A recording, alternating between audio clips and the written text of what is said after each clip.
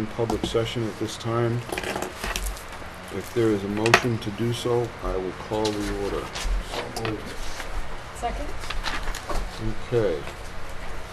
Just bear with me a second. Up at 3 a.m. this morning, and I'm still a little bit behind being ready for this meeting. Feeling a little bit under the weather. I hope to have very little to say this evening. At least sit next to you. Thanks. Yeah, this is fair warning. That's why I'm over here. There's room down here. No, I'm here for the fan. She wants No, to I'm saying fan. if you want. Yes. Oh, I said here. Yeah, I thought so. When we come back, Fred? Bridgewater, yes. Danbury, Yes. Hebron, Yes. Groton. Yes. New Hampton. Yes. Thank you very much. Mr. Belbin is excused this evening due to health reasons. We'll be adjourning to 1:06 and hopefully be back right at 6:45 if not sooner. It's easier for the other people to leave. Pardon me? Be easier for the others to be. 15 minutes late, sorry about that. We're now at item 4 on the agenda, which is for approval and modification of the agenda. Is there any changes to the agenda as proposed? Okay, just as a reminder, we are going to deploy the use of the consent agenda where possible. Hearing no changes, we will move on to item 5.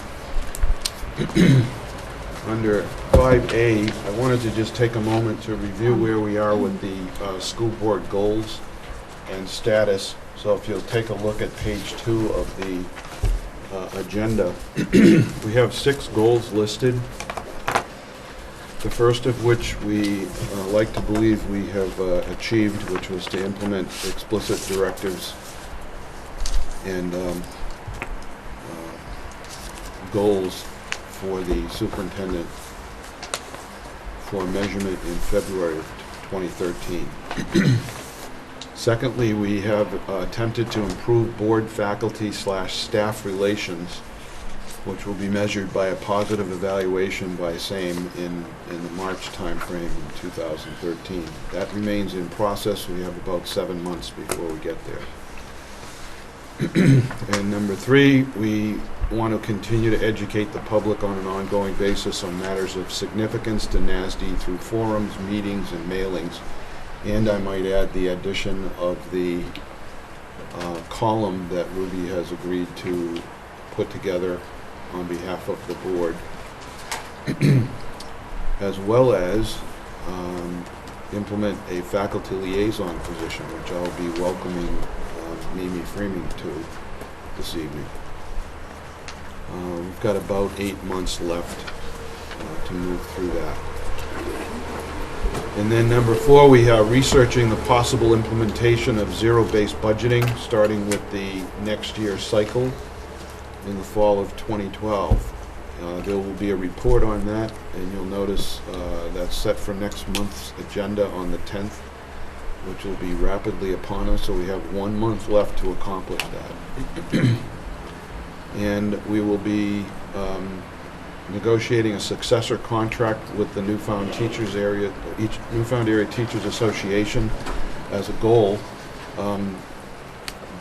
NADA has responded and has requested dates for us to go forward with that, and we will be holding a strategy session after this evening's meeting to do so on that.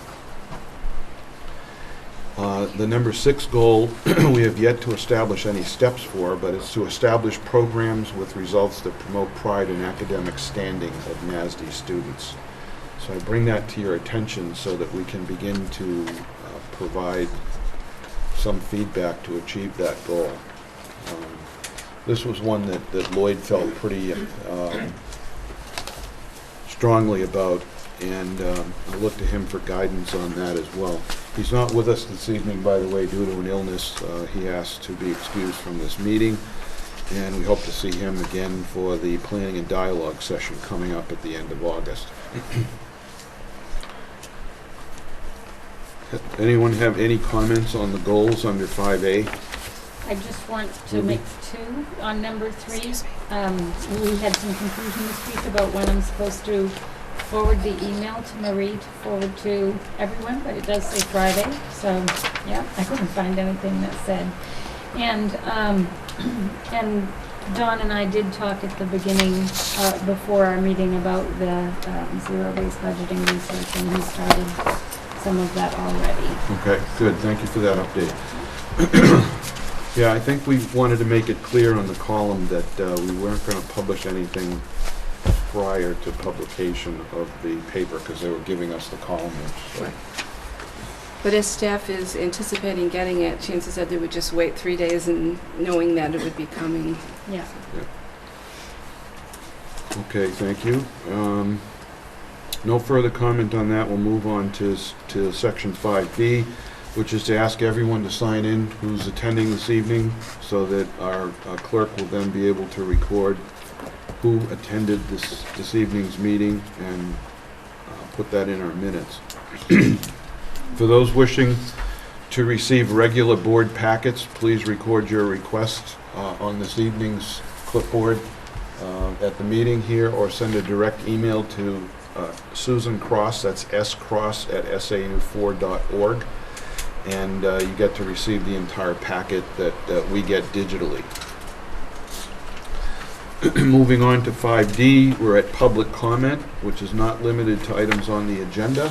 Is there anyone in the public that would care to make a comment this evening? I see no elected officials in attendance. Yes. Oh, I'm sorry. I'm sorry. Sharon, my apologies. I see no select board members in attendance this evening. Correction. Any other members of the public wish to comment? Seeing none, I'd like to, at this time, welcome Mimi Freeman, whose invisible name tag is in front of her and is a member of our faculty, and would like to be providing her with one at the next meeting so that she can sit with us on these tables and be part of the group discussion. And at this point during the meeting, Mimi, if you have anything to relate to us that the faculty and or staff would like us to hear, this would be the opportunity to do so, to bring to our attention. And we're very glad to have you participating. Thank you very much for becoming part of this effort to enhance our communications with faculty and staff. Thank you. Do you have anything that you would like to share this evening in particular? Or? Not in particular, because I haven't seen any faculty for a while, so. It is summer. It is, for another week. Well, again, we want to welcome you here and encourage you to communicate with the faculty and bring information to us that would be relevant for everyone. So thank you. We do not have a student council liaison representative this evening. I do have a name, Johanna Soule. I don't know if you pronounce it that way, S-O-U-L-E, J-O-H-A-N-N-A. Johanna Soule is a member of the junior class and who has been selected to be the student representative and will begin once school starts, which I believe will be our next board meeting. Great. We will welcome her at our September meeting. To an expanded table arrangement so that we'll all be comfortable. We'll have room for Lloyd and Johanna as well. And Fred will be able to get all the... I can only get as much as that camera will take in. Yeah. We're at sort of right at the limit where we are right now. So. We'll have to take that into consideration, see if we can get creative. Okay, we're now at item 6A. We're looking at school board minutes for approval for the meeting of July 9th. which is in blue in your packet. Are there further corrections to the minutes as they exist?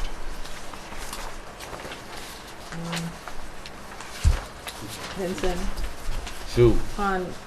actually, are we into the non-public part as well, or are we waiting for that? It's part of the July 9th meeting. Okay. Then I was there. Yeah, I questioned that. Yeah, but I was late, 7:18. So I think you've already corrected it, right? Leah's already corrected it. And, I was there too. I was late, I was there. 6:18. Did I say 7? 6:18. I wanted to ask Paul about that. I thought you were there as well. Can I check the non-public? Yes. Yes, he's actually listed as at 6:20. He moves that we leave non-public. Right. Okay, so we have to fix that. 6. Don? 9A, 2 parentheses, accept donation of telephone poles from the, isn't it New Hampshire Electric Co-op, not just Co-op?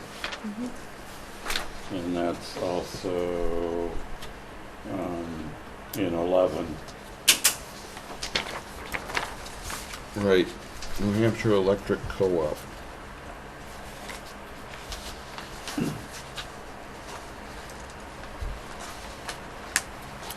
Where in 11 do we have that? 11 under Nine, consent 9A. agenda. None, 2 again. Anyone else? I'll entertain a motion to approve the minutes as amended. Second? Okay, it's been moved by Paul Reinhardt, seconded by Ruby. All in favor?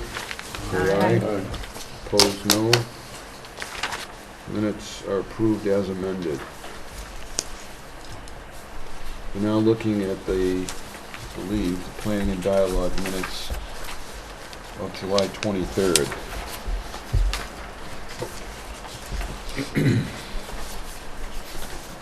Is there any comment, corrections, concerns, or issues here?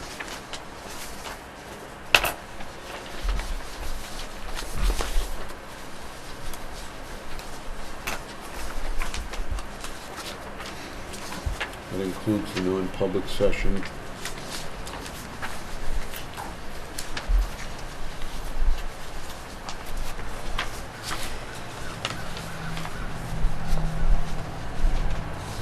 Just want to check one thing here.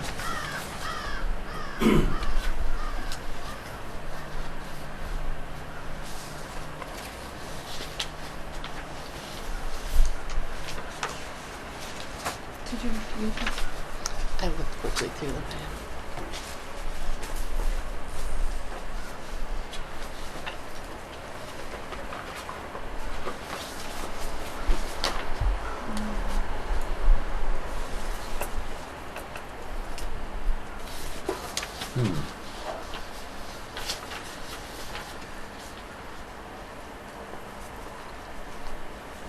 Doesn't look like my changes got put in here, Marie. I think they did. We took Oh, all, wait, I'm sorry, I'm looking at the wrong thing, you're right. the only change that you suggested was to add the record enterprise reporter, which she was not here. Right, right.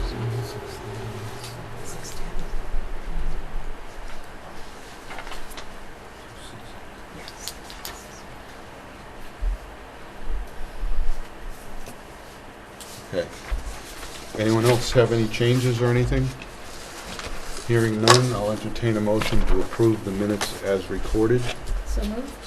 Moved by Ruby, seconded by Sue. All those in favor, say aye.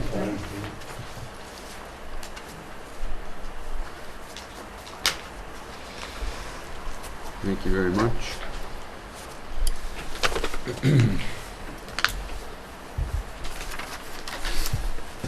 Again, we have Bristol absent this evening as excused.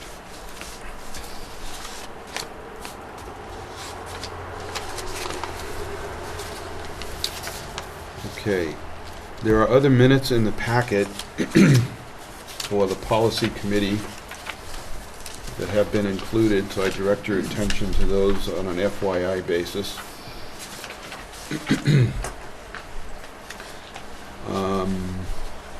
Wanted to comment on one report under moving on to section 8, which is correspondence and reports that are included in the packet.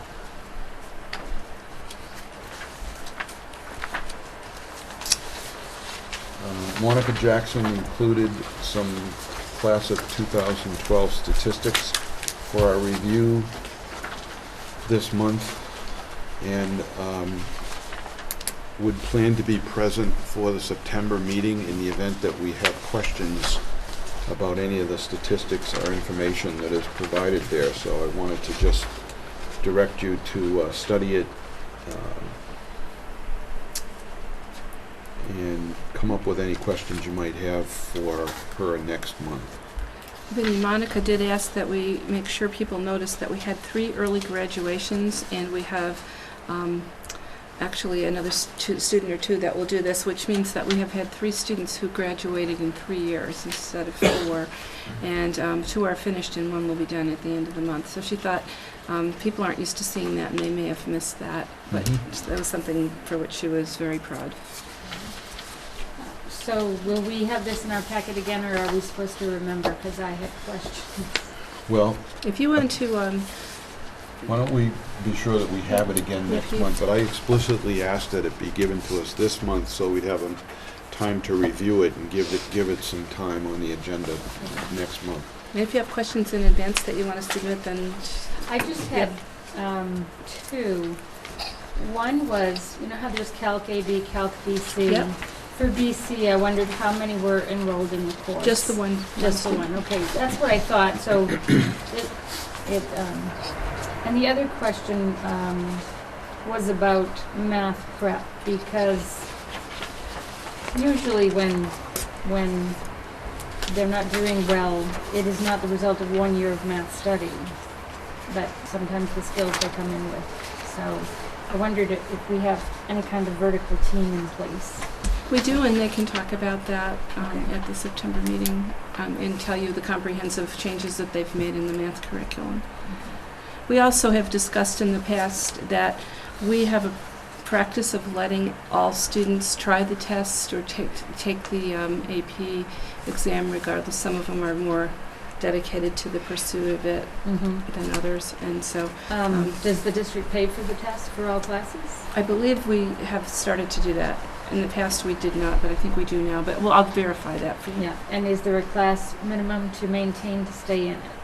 These are not questions I've written down. No, they're Yeah, I'll check with. follow-ups. We'll ask Monica for when she comes next time. The colleges listed, I assume most of them, there's only one attending, but for those colleges where there's multiple attending, could they add that as well? Sure. I do want to say, I asked a graduate about the number going to 2-year schools, and they said it was money. Some of these kids are kids that would have gone to 4-year, but there just isn't money right now for assistance. And I think the community college system has worked very hard to up their requirements to be equivalent to the first-year, 2-year colleges at our 4-year state colleges and universities, so they can transfer in with full junior status and junior housing status.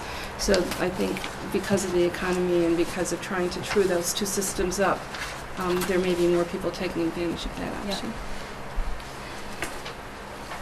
Any other comments on any of the reports or correspondence? You have thank you letters of acknowledgement from the superintendent and myself to J.P. Morrison regarding the implementation and completion of the football field. And Dan? In my report, I mentioned the DOE Form 25, and just wanted to know your disposition on that. I also, one other element of correspondence, a young man came into the SAU office last week and inquired about getting the lights. Apparently the basketball court outside the middle school used to be lit at night, and I think it probably came under the scope of energy improvements, that it's not lit at night any longer. And he's requesting that, he requested that I investigate what the feasibility of turning them back on. I would want your direction on that. Not necessarily tonight, but at some point. Well, I'm totally for it. I would like the lights on so they can play at night. My son just about lived there, when he was younger. Yes, I agree. It's a good place, they can go, and it's free, and it's within sight. Yes, the cops going by Visible. can see them, Yeah. and, yeah. Good place to go to get rid of See some them in the energy. store. Anyone have any objection to providing Dan with similar guidance? Just an additional guidance, some kind of timing mechanism. You mean so they shut off at 11 or something? Or some places, you can turn them on for an hour and then they'll go off, and you'd have to turn it on Are you looking again. for a public manipulated device that they can turn them on and They off? used to go off at a particular Or time at night, 10 or times 11. when- I'm they going to would suggest go that any off. timing device that existed is no longer in existence, because as part of the cost improvements, we took control of the timing of all energy devices. I'd So- also like us to coordinate with the police school department and lights, see or if they have a curfew and it's time that they'd like them to be shut down or not. Right. Because there may be a consideration from their perspective as well, so. I'm going to do some research and get back to you. I can do that. I think, Right. given the positive guidance, Dan, if there's some way you can do it with addressing all the concerns, not the least of which is the one Superintendent Ross just addressed as well, involve the Okay. police. I can do that, and I'll report back to you what the outcome is. How about the DOE 25? I was going to suggest, regarding signatories on that, probably at the P&D meeting in August. Is that soon enough? August 27th. 2 weeks from tonight. As long as you have a quorum and I've performed on, which I should, that should be fine. Yeah. Dan will need signatures. I think you noted that. And then you had the question of concessions on here. You said you I needed think the football field oversight committee dealt with that. Oh,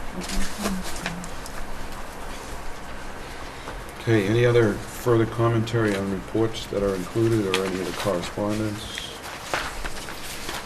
Okay. Hearing none, we'll move on to our discussion items, our agenda items, starting with 9A, the athletic, elementary, and support staff handbook review. I would like to start out by just making a comment on this topic in general. And I'll tell you, I'm trying to look for my notes here. In seeing all of the edits that were necessary, with the exception of the athletic handbook, which appears to have been completed with very little error, if any, but I'm really concerned about the high school handbook. This one's not in here. We're talking about just the elementary handbook, the athletic handbook, and the support staff handbook now.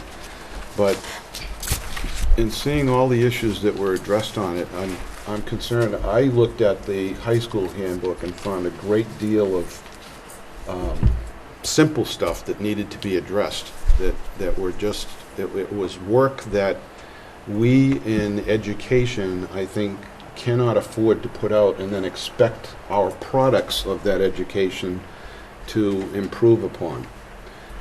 We have to start at the very high level and have essentially perfectly legitimate and properly done handbooks in our case. And we cannot afford to put out anything with errors in it.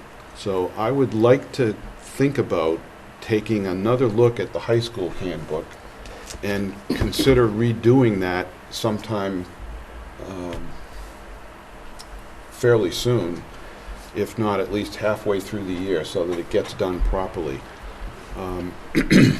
Just my personal opinion on the matter, but I think if we don't start where we have the obligation to do things properly, with proper grammar, with proper punctuation and presentation, how can we expect the product of our efforts to do that when they leave us and graduate? So, just a philosophical statement, and I just wanted to take a moment to make that point.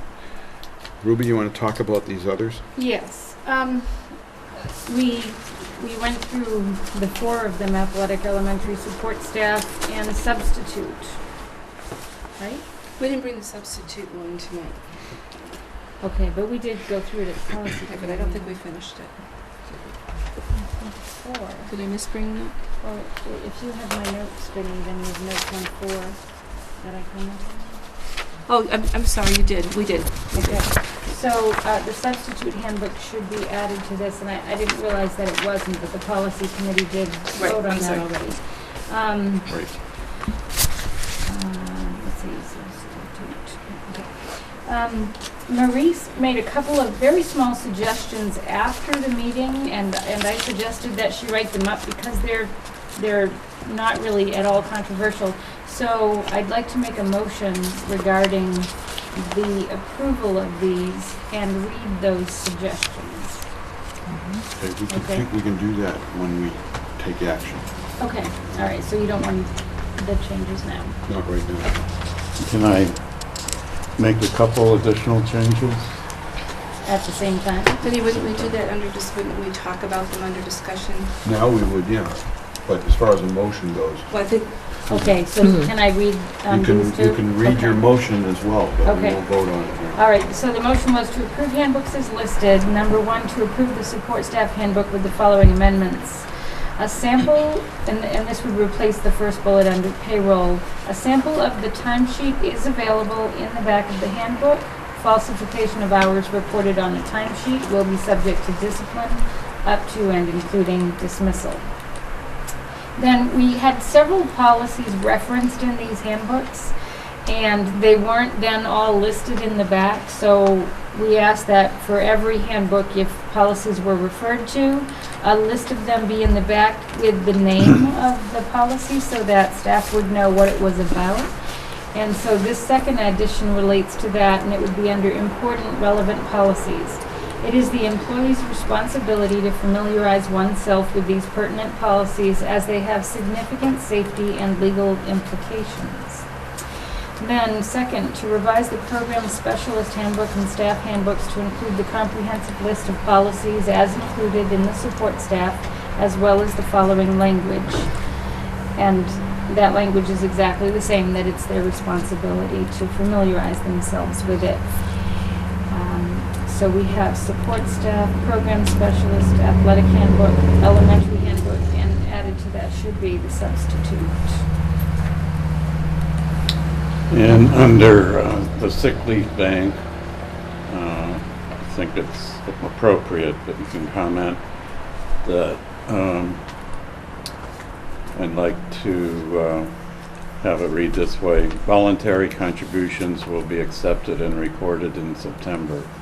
An employee must contribute at least is added, 2 sick leave days to the bank to participate. Thereafter, the employee must contribute at least 1 day per year, and the sentence goes on. Is that, you asked me at the policy committee to mirror the language that was in the teacher's agreement, so the teacher's agreement does not have the word "at least."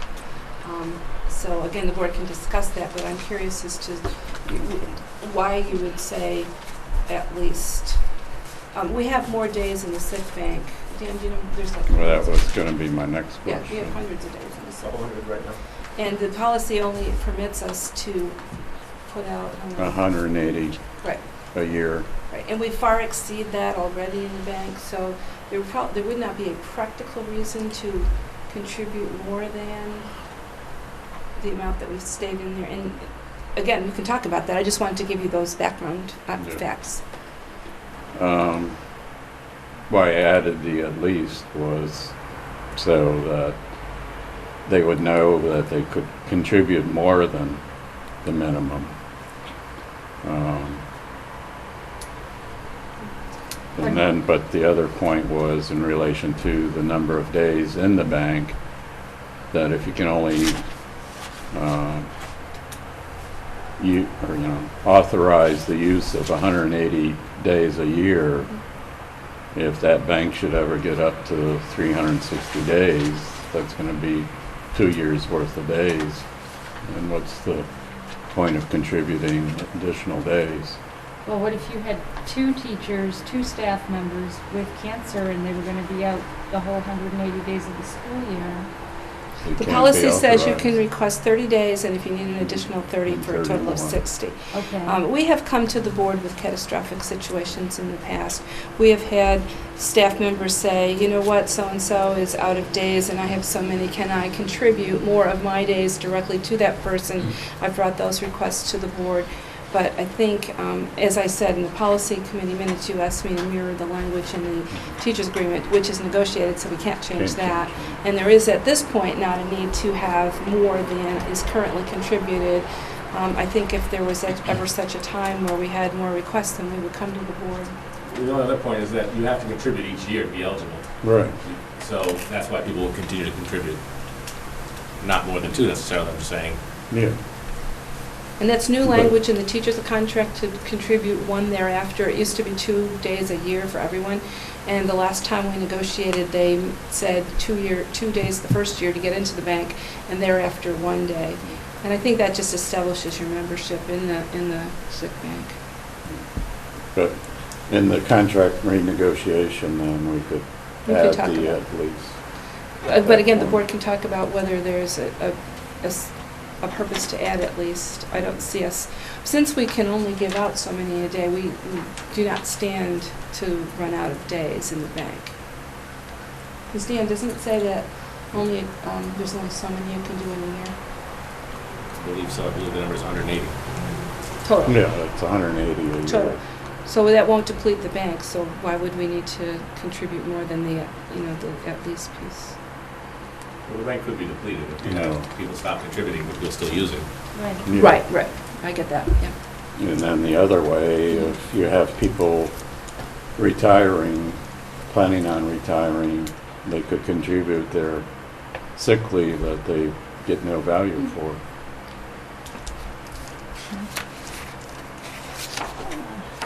Is that a liability in the audit, Dan? The unaccrued absences, the accrued unpaid absences is a liability in the audit, but the notion that he just brought up, that you let retiring employees start contributing their unused leave to the sick bank is interesting. Well,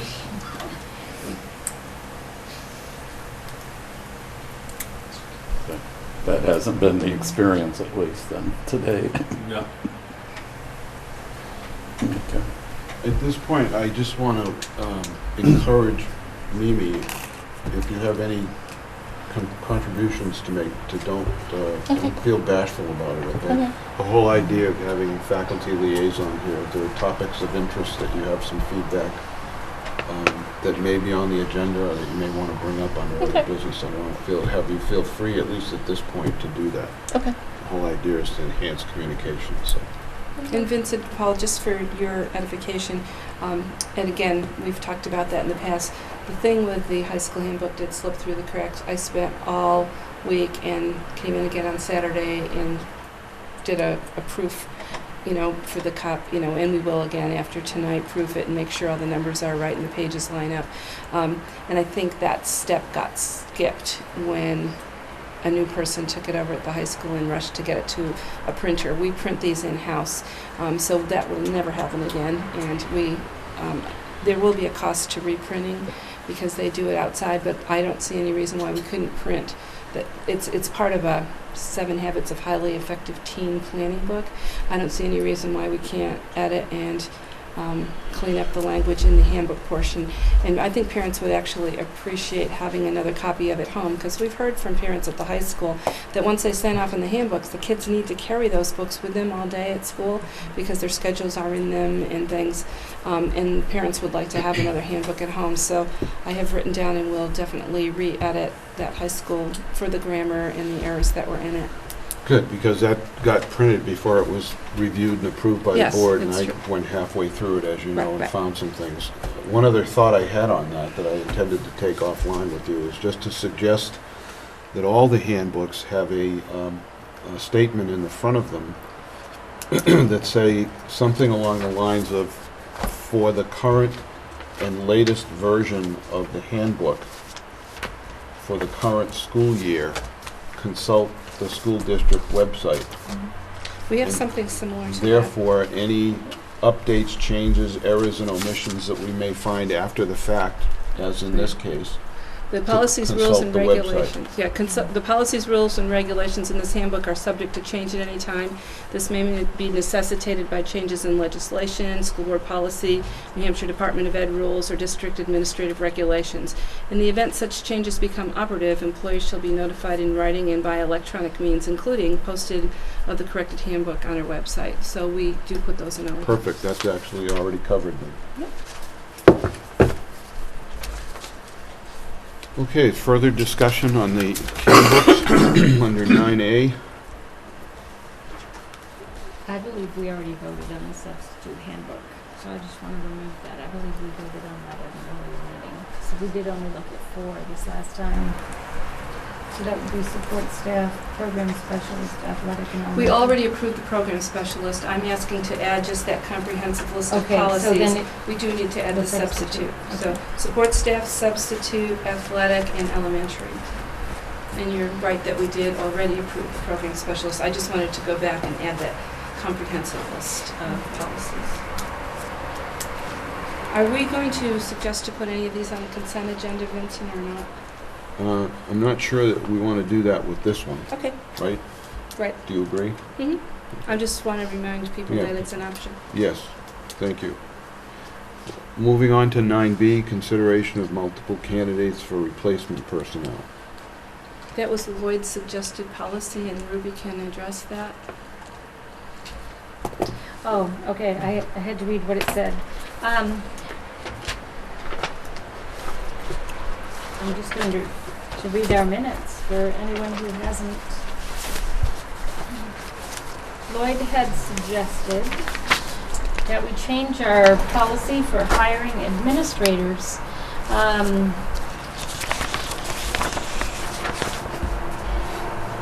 And his proposed policy was to change the procedure for hiring administrators to include presenting 3 finalist candidates to the full board. After deliberation, the policy committee decided that the current process is preferable and voted unanimously in favor of keeping the current practice.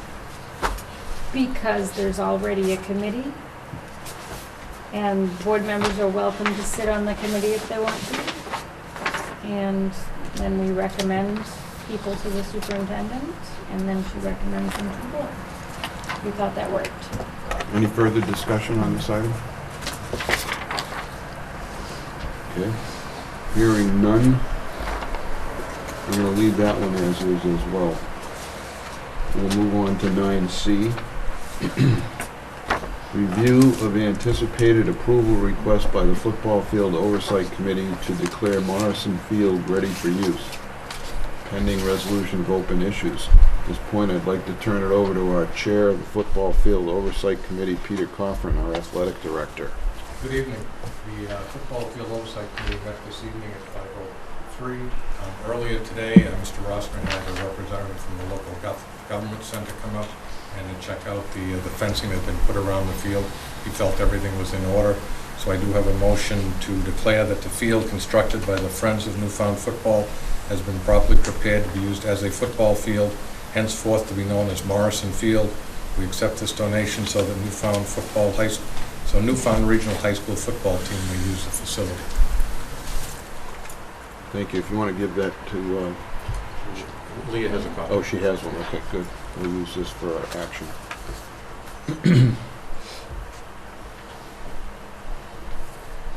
Okay, discussion on this evening. We had our meeting, and the vote was unanimous to recommend this.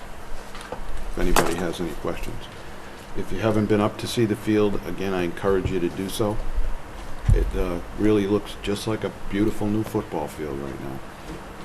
That's good. And Vinny, I put 2 articles on your desk there. Oh, You yes. may wish to call people's attention. That was Front the, page. The Citizen had an article, which is kind of nice. It says, "Almost There," has a picture of putting up the goalpost. In front of the goalpost, the team that put things together, Morrison's and Fred Fuller, a group of the individuals that participated. And it's going to be our first year with a home football field. So special thanks to all those friends of Newfound Football that was the brainchild of the idea and did all the hard work to put things together. There's also an article in the Record Enterprise this past week as well, similarly describing things. So tell your friends and tell everyone else as well. And can I suggest that this fits under the category of goals, of Lloyd's goal, which is pride and accomplishment? And I guess that certainly could. well, that's that pride in the academic standing, he but it's still. just didn't want us bragging about stuff that was not substantive, but the goal says establish programs with results that promote pride and academic standing of students. Yeah, I guess so. So, So I'd like to say that we've got 3 kids graduating in 3 years. yes, so we could add that. We could say, you could change the goal to say academic and athletic standing if you want to. It's your Yes, goal. we'd have to ask him. We could. We'll ask Floyd. We have 2 people waiting. There's another item from the football field oversight committee you might want to add at this point in the agenda. Another proposed motion. I think Pete was going to cover that next. Okay. Okay, I was waiting for you to finish that particular discussion. And as far as the pride and the academic, and you mentioned athletics, to me it'd be more co-curricular, because we have a lot of successful students participating in co-curricular activities, and athletics is really only part of co-curricular, we're not separate. So I'm a big pusher of keeping Well athletics said. as part of co-curricular. The other motion I'd like to make is to approve, the Football Field Oversight Committee would like to make is to approve a request for an exception to School Board Policy ECA and permit a non-district employee to have a key and access to Newfound Regional High School property. This will facilitate Friends of Newfound Football in the maintenance on Morrison Field when the school facility is otherwise closed. A number of Friends of Newfound Football people like to work late on Saturdays or come in on Sundays, particularly with the maintenance that they need to do in the field, and this would permit them that opportunity. So to be clear, we'd give them a key to the gate, not the building. Correct. Right, thank you. So Dan, you're talking about the gate on Newfound Road as well as the... It's one lock. The same key does both gates. No, it doesn't. Well, not the gate going up the hill. I'm talking about the gate at the Oh, far. okay, yes. The gates on That's a Newfound separate Road. key. They already have the key to the Right, field. yeah. I'm talking about the gates on Newfound Road. Yes. Yeah, for clarity, the fact that the field is being maintained by the Friends of Newfound Football, this act, if we go forward with that motion and pass it, would just allow, as Peter said, those responsible for Friends of Newfound Football to do the maintenance to come by conveniently and not get stuck when the access to the high school gates are closed. Anything further, Pete? Motion not this time. Okay, thank you. A question for Mr. Cochran. Who does this field now belong to? Your Friends of Newfound Football are maintaining it. It is their field, or is it the school district's field? At the present time, it is Friends of Newfound Football Field. If this motion passes, it'll then become a school district. I would disagree with that statement. Yeah. Yeah, no, the field is on district property, Right. and it is not authorized for use until the school board passes this motion, if they do. Right. The field was constructed at no taxpayer expense, exclusively as a result of the efforts of Friends of Newfound Football and the generous donations of Fred Fuller Oil and J.P. Morrison and a lot of other folks who contributed a great deal of time. The fact that it's been done on school property means that it's going to be cut by the school. The grass will be cut by the school. The maintenance and part of the arrangement was that it's going to be maintained by Friends at no expense to the taxpayers. and improved by Friends at no expense to the taxpayers. Does that help clarify? Thank you. Okay, any further discussion? Moving on to 9D. This is our special education review and analysis proposal from Dr. Michael Opuda at an associate at Drummond, Woodson, and McMahon. I'd like to ask if we could, for someone to volunteer to read this into the record, which I'd like to make part of the minutes. I made a couple extra copies, may I distribute Sure. them to people in the audience? There's a couple of copies here for those of you in the audience, and for those, I want to keep Lloyd's. Okay. For those at home, we'd like to familiarize you with what we're talking about by reading this into the record if we could. Do I have any volunteers? It's all 4 pages? Yes. Okay. I don't mind reading it. But can you hear me? Correct. You're going to get a copy anyway? Okay.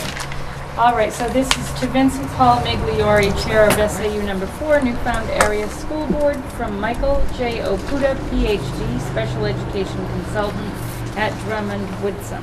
Excuse me 1 second. Fred, I just want to do a sound check. This is for the people at home, so I want to make sure it's in good shape. The traffic noise is. Okay, I'm going to close the window temporarily. I want to be sure that this is Or available. just stop the fan for That too. the time being. This window's a problem. How's that? That's very good. Better? It's hot. Paul and I like the window.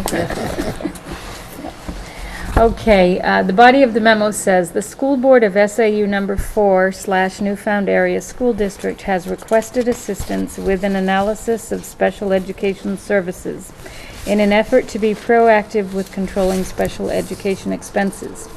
Specific study questions are, number 1, does the school district over-identify students for special education eligibility? Number 2, is the school district over-generous with the provision of services to students with disabilities?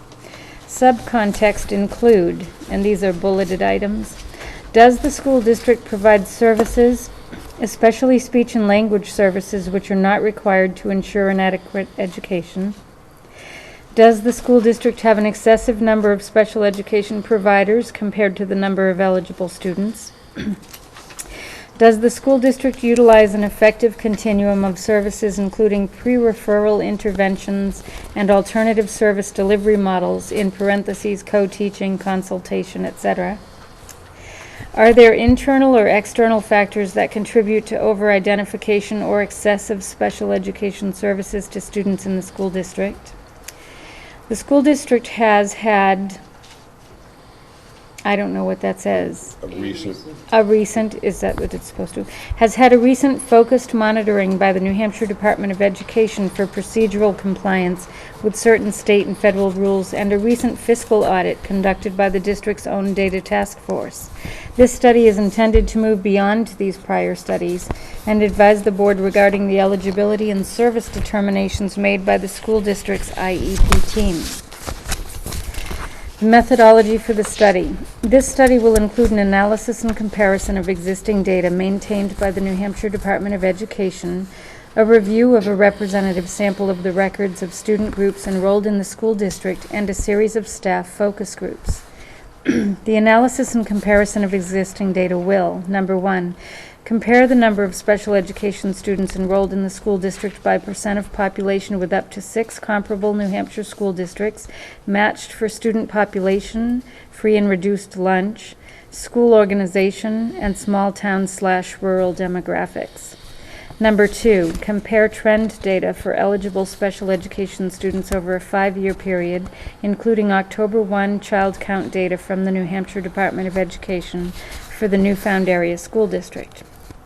Number 3, compare the number of special education eligible students enrolled in each Newfound Area School District elementary school by percent of student population to identify eligibility variance within the school district. The review of a representative sample of student records for students referred to special education and found eligible and not eligible for services will, number one, review the eligibility determination / reevaluation documentation to A, validate the application of objective criteria for eligibility determinations, and B, validate the team determinations / recommendations for students found not eligible for special education services.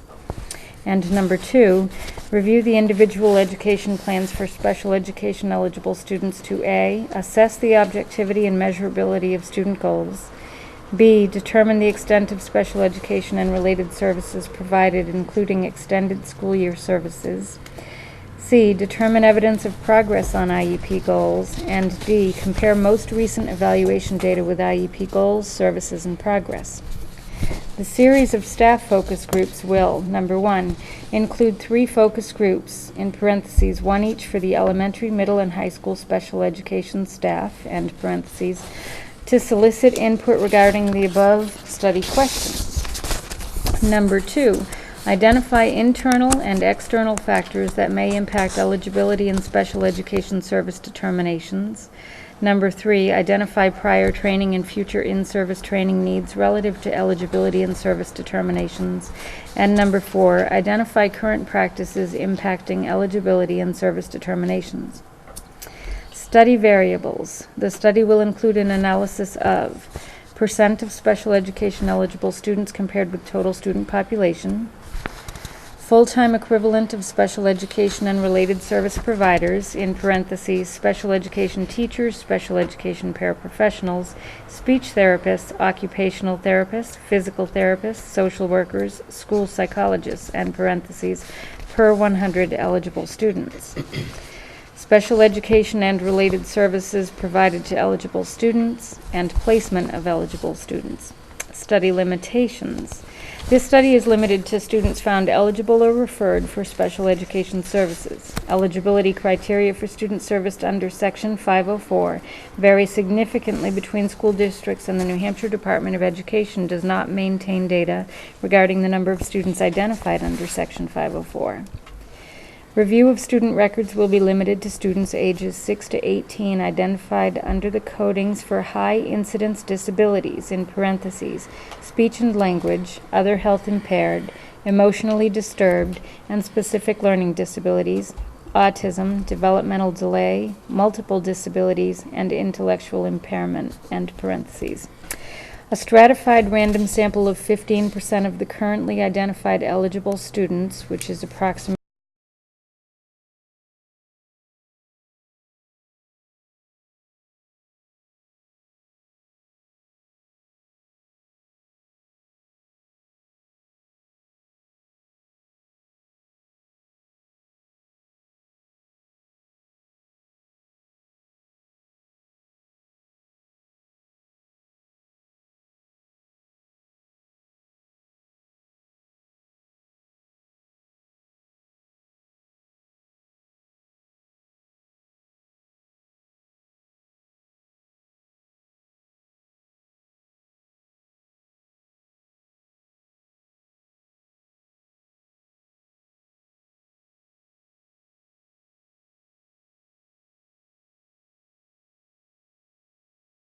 students will be reviewed.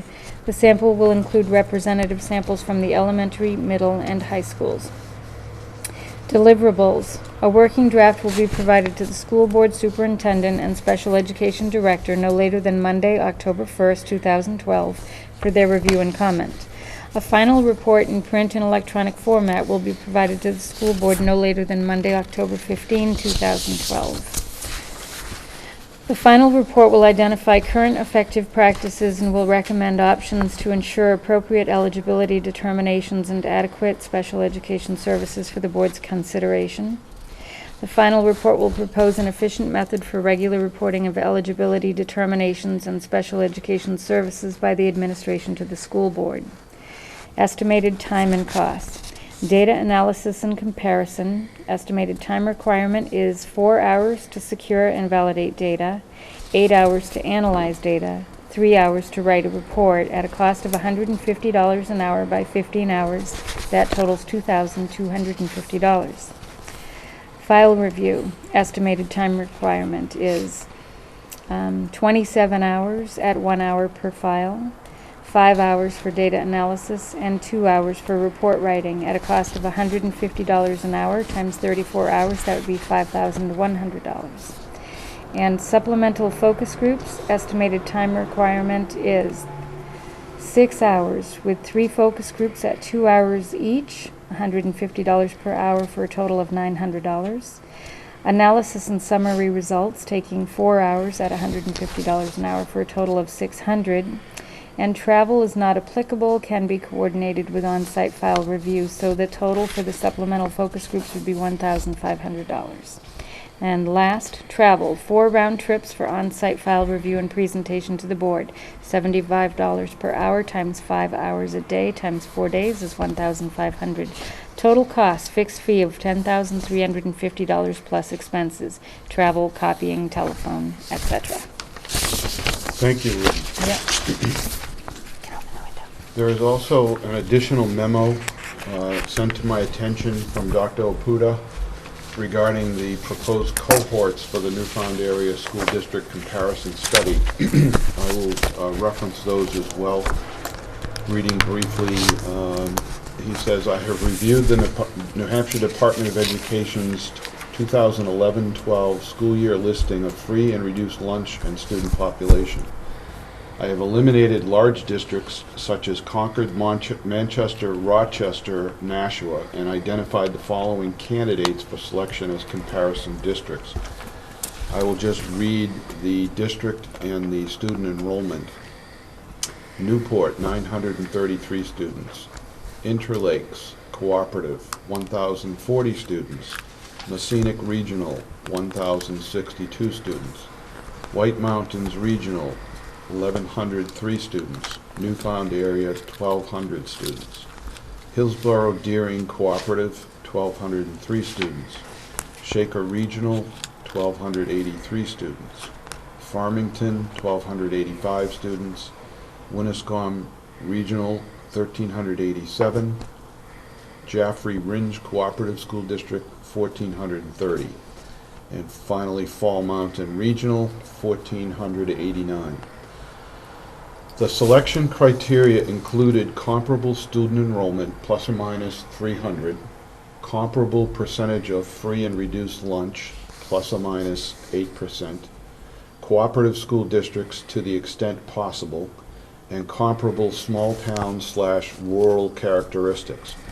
When ranked by enrollment, I've identified 4 comparable districts with less enrollment than Newfound and 6 with higher enrollment.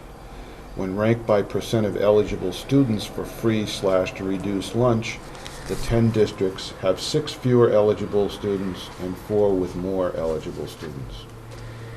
If you would like me to proceed with this study, please select up to 6 districts from the above list for comparison with Newfound Area School District.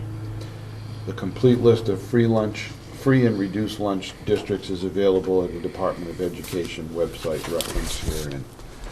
Okay, with that basis of setting the groundwork here, I'd just like to open this for discussion, citing the planning and dialogue session that we had on, I believe it was July 23rd, where we spent a couple of hours with Attorney Jerry Zellin and Dr. Michael Oputa discussing their initial proposal based on correspondence and concerns that we had articulated to them on the subject matter. At that time, we asked them to consider input from us that we spoke about at that meeting and focus on some areas that we elaborated on, and one of whom, for example, I was concerned about regarding a deliverable that would provide for us an efficient method for regular reporting of eligibility determination and special education services by the administration of the district, just as an example. That has since been modified and presented to us for our consideration.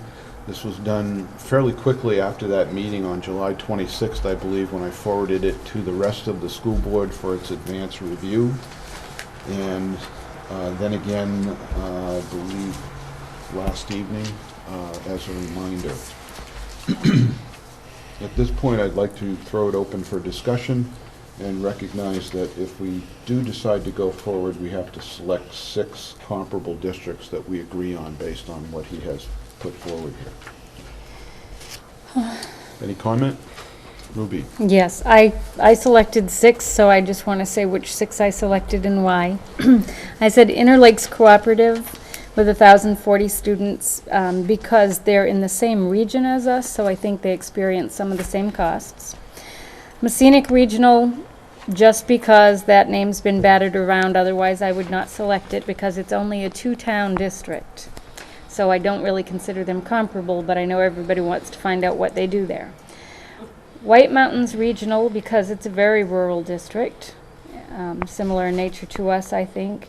Hillsborough Deering Co-op, because it's a district that is known not to have a lot of money, to have a high free and reduced lunch percentage, and yet they do get some really good things done, so they're worth looking at. Winnisquam Regional, because again they're in the same region and primarily rural in nature. And Last Fall Mountain Regional, because they are very rural and several towns make up their district. I did not choose Newport because it's a city school. I did not choose Shaker Regional because they have Canterbury, and it's known to be a town that's very supportive of education, and I think it's a 2-town district. I did not choose Farmington because it's a 2-town district, not in our region, and I did not choose Jaffrey Ringe because they have a lot of people there who are highly educated and support education in a way that is different from us. Input from others? Comments on the proposed report? I had some editorial suggestions. With respect to altering the project proposal? Yeah. Okay. On page 2, to be precise, it's the first sentence, but under methodology. It's sample of records of current students. He's sampling current special ed students, not all students. Well, I don't think we can correct his proposal, can we? To be precise.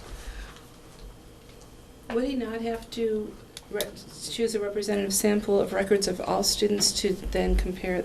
I mean, would he necessarily be limiting it to special education students? Well, otherwise, he's not going to get 27 special ed students to review.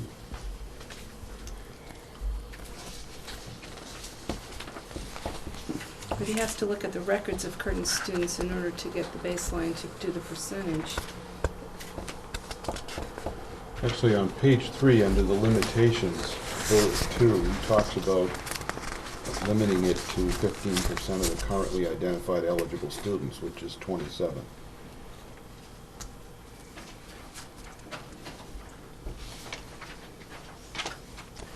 Because, Don, if you look at the study limitations bullet number 1 on page 3, it says this study is limited to students found eligible or referred for special education service. So not all of them would be considered special education students yet, if they had not yet been identified. I think, Well, that should be the same in that first sentence. Then. I think it's a fine point that Yeah. duly noted. I don't know that we need to change it, but And another clarification under number 2, the October 1st. It's October 1st of 2011. That's true. Correct? Didn't it have to be? But he said he wanted to look at it over a 5-year period using October 1 child count studies. So it would be October of 2011 in the previous 4 years. So there was no year attached to that because he said a 5-year study. There, the title October 1 child count data You might say, is, concluding with October 2011, but do you see where he says 5-year period? yeah, That's the latest available. right. Right. I think we did discuss that at the P&D as well. That's why I picked up on Any comments on the substance of the proposal itself? it. Then on page 3, under study variables, he says full-time equivalent. Does that mean, does that include the paras or not? It says that in there, special education paraprofessionals are in the list of people.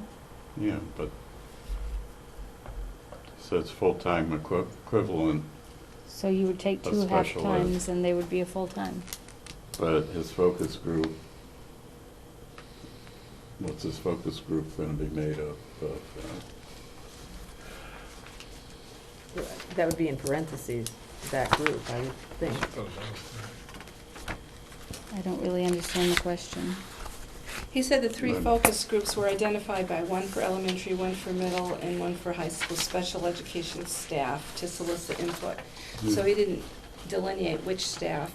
And when he talks about the full-time equivalent, I think that's the number of people in positions such as teachers, paras, speech, occupational therapists, physical therapists, etc. So that's just So- basically, he wants to look at the number of full-time equivalents, because, as you know, we could give you the number of names of employees, but if 2 people are working half-time, that's 1 full-time equivalent. That's what he means. Yes. Do you agree, Ruby, that that's what he means? I think so. Okay. And then the next to last sentence in the second bullet under study limitations, he talks about a stratified random sample, but he doesn't say how the stratification is going to be done. I think he did allude. Didn't he explain that? You were there, Mimi. Do you think he explained it? From my memory, which isn't always good, I think he said he was going to do a percentage of each disability. That means there's only going to be 3 students from each disability. And he also said that if there was an extraordinary percentage in a specific disability, such as speech, for example, that he may choose to audit more than in that particular category. That's my recollection of what he said the other night. Well, his last sentence says clearly as well that the sample would include representative samples for 3 school groups.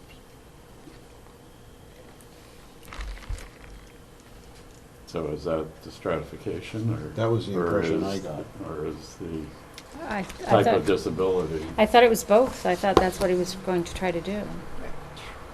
He said he'd start off trying to get a certain percentage of each disability, but as he got through beginning the study, as he got into it, he said if he noticed that there was a larger percentage in relation to the national average or the state average in a particular area, that he may choose to look at more samples in that particular disability than some others, was my recollection of. I don't know if other people remember hearing it that way. But if he does 9 for elementary, middle, and high school, then he's only going to be sampling one type of disability Well, if he found from that, each of those. but if he found that 50% of the identified students were in grades 4 through 8, then he would probably sample more students in Right. grades 4 through 8. Right.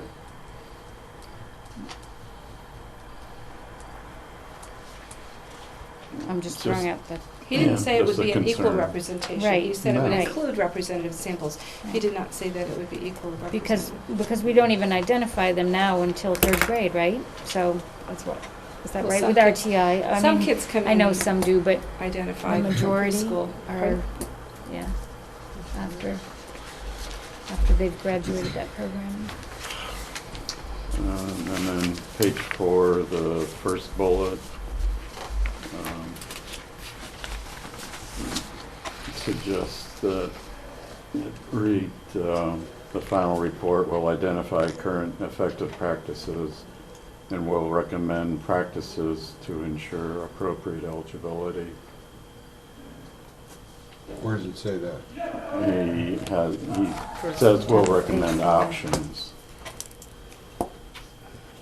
but don't we want practices?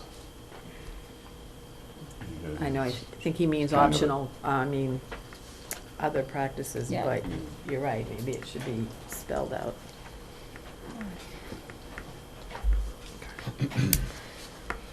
And then the next bullet, again, it's editorial, the final report will propose an efficient method for monitoring special education through regular reporting of eligibility determinations, etc.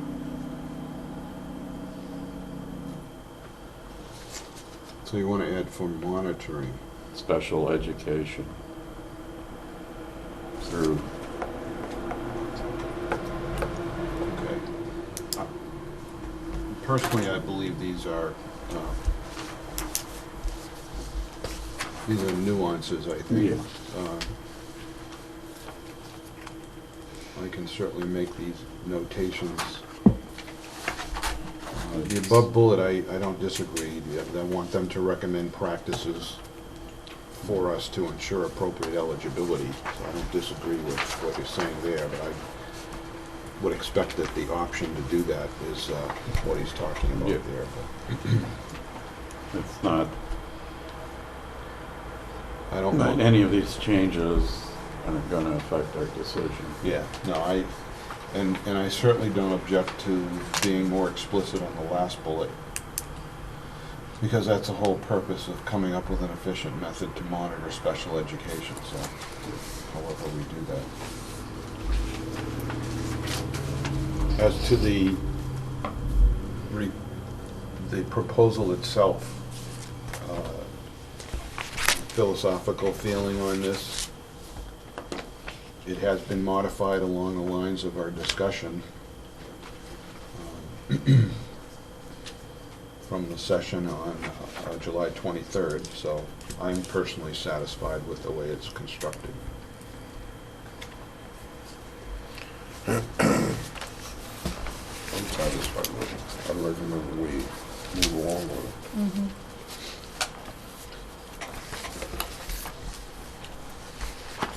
I think that it's worth the money. It's not a real small amount of money, but in the budget that we have, I think that that amount would be well spent on this. And I think it would not only give us an idea of things we could do differently, but it will also support the things that we're doing right. So we would have a better idea of the full picture. I agree with that assessment. I think that this sort of thing was a natural outcome of the results of the data task force information that came up with a comparative evaluation of how we do special education versus the other districts that we compared ourselves to. So now that we find ourselves in that position, I think it's prudent for us to deploy or employ the expertise of professionals that can tell us where we can make refinements and where to continue what we're doing well. So I believe we should go ahead and proceed with this as defined. As we go forward, if we are to do so, he does need to pick 6 districts, and I would like to get agreement on those. I made notations of what Ruby selected, and the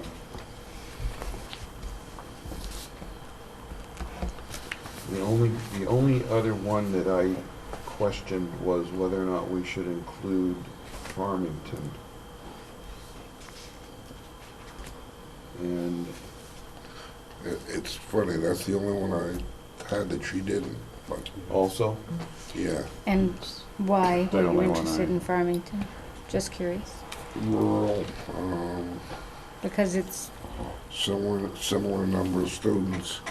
I mean, I don't object to your choices, and you gave pretty good reasons why. Yeah. Just, In addition to them only being 2 towns, they're more of a city school, and they have a very high percent of free and reduced lunch. That's the reason I wanted to put them in there, because they would cap the other end of the, Okay, because Spectrum. Newport also has a high free and reduced lunch, another city school. yeah, but their population didn't approximate ours, Right. and I thought Farmington did, Newport has more towns attending their school. yeah.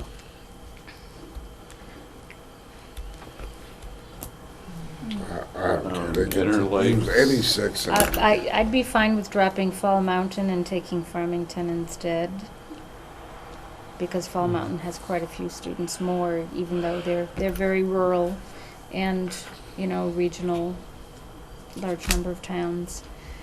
But if they're dropped, the only district we're looking at that's similar to us in terms of number of towns is now White Mountains. Right.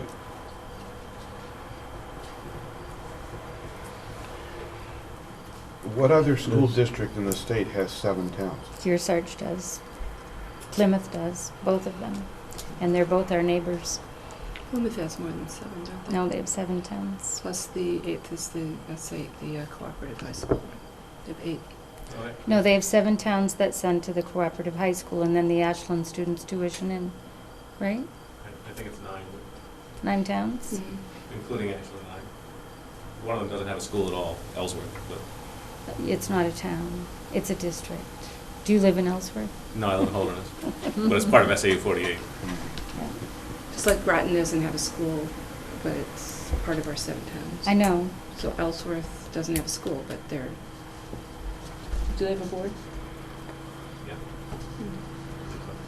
Well, in the interest of facilitating discussion on this, hearing no additional input, since Ruby has agreed to drop Fall Mountain and Paul and I wanted to add Farmington, that would simplify it.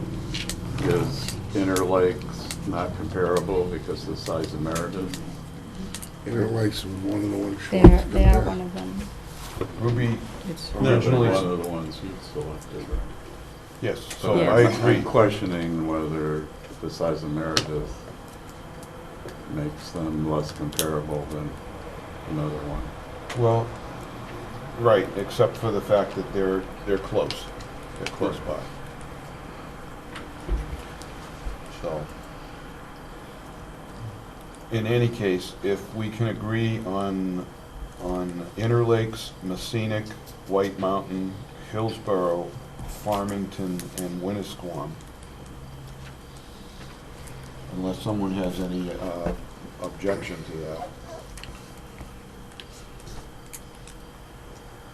I would say we could at least notify him to move forward with those choices. Assuming we want to do the project itself. So, any additional discussion on the study itself? I'd prefer not to put this on the consent agenda. You don't have anything on I know. I know, at this point, I know that. And this is something that I'd like to vote on separately.